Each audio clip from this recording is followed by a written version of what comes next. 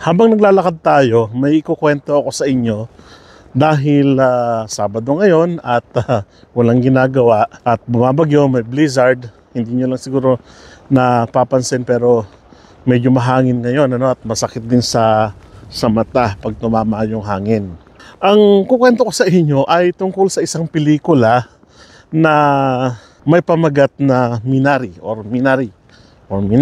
Bahala na po kayo doon kung anong tawag nyo, no? So, pag-usapan muna natin kung anong ibig sabihin ng Minari, no? Ang Minari ay isang uri ng halaman na matatagpuan sa Korea at ginagamit ito na mga pang side dishes. Kumbaga sa atin, parang kangkong, parang mga talbos-talbos, ano? Very common ito sa Korea at ginagamit nga nila for side dishes. Ginagamitan nila ng gochujang, chili paste.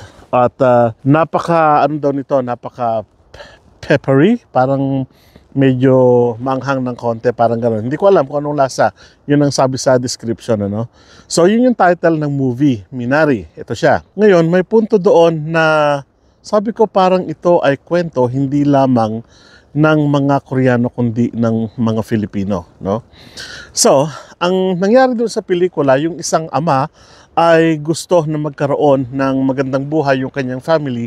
Kaya from Korea lumipad sila sa United States para magkaroon ng mas masaganang buhay. Pero napadpad sila sa isang lugar na kung saan farming ang ikinabubuhay at yung babae doon, yung nanay doon ay ang nakamulatang hanap buhay ay sa syudad. So, office, something like that. Parang ganun. Ang gusto ng lalaki ay magkaroon na sila ngayon ng settlement sa parang gawin na Arkansas. Kung di ako nagkakamali, check me if I'm wrong.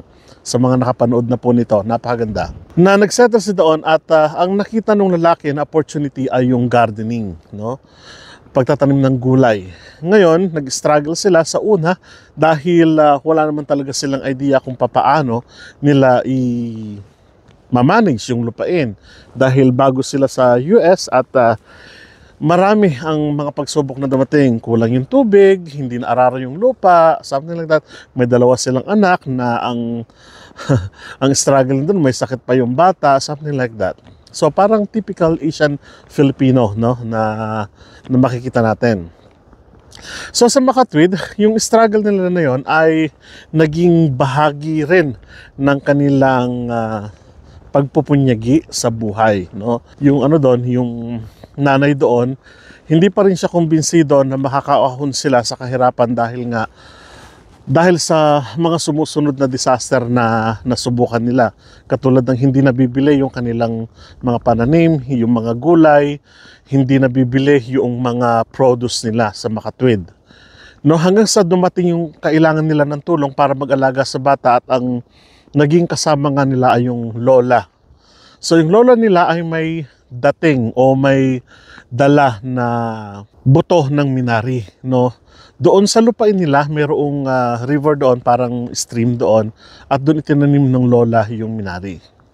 So sa Makatwid, tumubo yung Minari at naging daan pa ito ng simbolismo, napaka-poetic ng pelikula na yon at naging simbolismo pa nga ng pagkakaugnay doon sa buhay nila na yung Minari, kahit na galing siya sa Korea, ay naka-adapt doon sa environment ng Estados Unidos, sa Arkansas to be more particular, kung di ako nagkakamali, no? So, yung tinutukoy natin doon na Minari is actually became a symbol of their prosperity sa huling bahagi ng pelikula. Tumubo, nagkaroon ng adaptation doon sa lugar at tumutubo lang siya ng tumutubo by its own. At yung kabuhayan nga nila doon sa pagtatanim nila sa farm nila ay naging malago. Hindi man pinakita doon, pero nagkaroon ng pagbabago sa buhay nila dahil sa pagtatanim. Ang sabi ko doon ay parang hindi lang ito kwento ng mga Koreano. Hindi lang ito kwento ng mga immigrants sa Estados Unidos, kundi kwento rin ito ng mga Filipino. Kwento ko rin ito. Kwento rin ito ng mga kababayan natin. Kwento rin ito ng mga Filipino na sa una ay nagkaroon ng struggle sa buhay dito sa Canada, no? dito sa United States at kahit saan pa mang ibang bansa. Ito yung kalikasan ng isang tao, no, na makapag-a-adapt at makapag-a-adapt siya sa kanyang environment katulad ng Minari. Yung Minari na tinutukoy natin ay yung mismong buhay mo na ngayon. So ikaw, ano yung mga pagsubok na pinagdaanan mo? At ikaw, bilang isang nangangarap na makarating dito sa Canada, handa ka ba na i-adapt yung sarili mo doon sa kalalagyan mo kahit na hindi ito yung nakasanayan mo? Marami sa atin ang nag-i-struggle pagdating dito sa Canada. Pagdating sa Estados Unidos, sa Hong Kong, sa Australia, sa UK, kahit na saan pa yan, mayroon at mayroong struggle sa unang bahagi. But later on, makikita natin na yung struggle na yon ay magiging isang inspirasyon balang araw. Makikita natin na balang araw, yung struggle na yon ay siyang magiging dahilan para ipagpatuloy mo yung buhay mo kahit na nasa desolate area ka pa, kahit nasa remote area ka pa. Katulad ng family na yon na nag-struggle sa una pero nagkaroon ng malaking pagbabago doon sa tinatawag nating buhay nila. It's because nagpunyagi siya, talagang nagbanat ng buto, sabi doon, to the bone, yung kanyang struggle, yung line doon, no? Nakakatuwa yung pelikula na yun dahil sabi ko nakaka-inspire naman ito. Napaka-poetic niya, napaka-drama talaga, no? Pero sa huling bahagi nito, makikita niyo doon na talagang kwento ito ng buhay ng isang immigrant, no? Kwento ito ng isang talagang gustong makarating doon sa pupuntahan niya at gustong mag-prosper kahit nasaan pa siya. Sabi ko nga, maraming mga kababayan natin ang nag-prosper na dito sa Canada, sa Estados Unidos, sa New Zealand, kahit saan pa man yan. Nag-prosper sila, it's not because dati na silang nag-prosper. Ibig sabihin, gumawa sila para sa sarili nila, gumawa sila ng mga bagay na pwedeng ikaunlad nila. So, ganun ang ibig sabihin nun. So, nangangahulugan lang na ang pagpupunyagi ay kailangan para yung struggle mo sa buhay ay mapagdaanan mo at mapagtagumpayan mo, no? Napakagandang kwento. Isa pang gusto kong linya doon sa pelikula na yon ay yung Minari niya ay nakapag-adapt doon sa kinalalagyan niya ngayon at tumutubo na, sabi, by its own. Ngayon, magiging ganun din tayo balang araw, no? Na makapag-a-adapt tayo at tutubo na rin tayo by our own. Ito yung inire-relate ko palagi sa family ko na tumutubo na ako dito sa lupa na kung saan nandito ako ngayon. But at the same time, nag-grow ako. Now, I have my family here.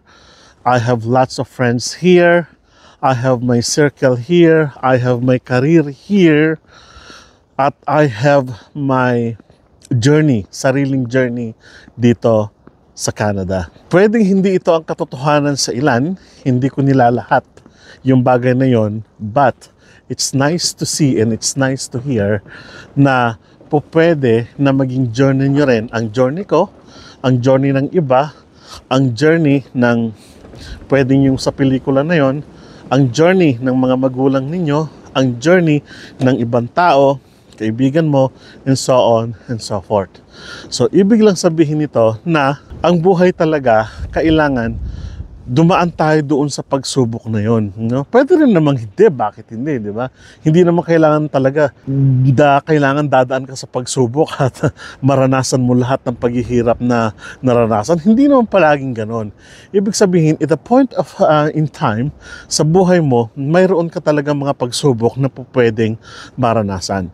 Mayroon kang pagsubok na susubok talaga sa iyo kung hanggang saan ka. Yung pa sa pelikula, nasunog yung produce nila. Kasi yun yung time naman na kung saan yung peak na sana ng kanilang, pagod ako sa pag-akyat. Medyo ano kasi, medyo matarik din yung inakyat ko. Sabi ko nga, nasunog at the peak na sana yung pwede na lang masabi na, ito na to, aanin na kami ng marami. Pero nung nasunog, talagang back to zero sila. Pero nakita mo na bumangon uli sila, nagkaroon ng panibagong pag-asa, kasama lahat ng technology, kasama lahat ng bagong makinarya and everything and so on, no? Napaka-inspiring na pelikula nun. At ang napakainam pa dito, ang napakaganda pa dito, ang sabi niya doon, parang bubuin niya yung kanyang pangarap doon sa lugar kung saan hindi niya inaasahan. To be honest, sabi ko sa inyo, hindi ko naman talaga pinangarap mag-abroad. Pero dahil sa iyon, ang pangarap ng aking asawa, dahil yung kanyang mga makamag-anak ay nasa ibang bansa din, nangarap din siya. Siyempre, sinamahan ko siya sa pangarap niya at ngayon nga ay bumubuo na ng tinatawag nating mas malaking journey sa buhay namin. Again, example lang po ito. Hindi po ito pangkalahatan. Maaring iba po yung sa iba, maaring iba yung sa inyo, maaring iba yung journey naman ng iba. No?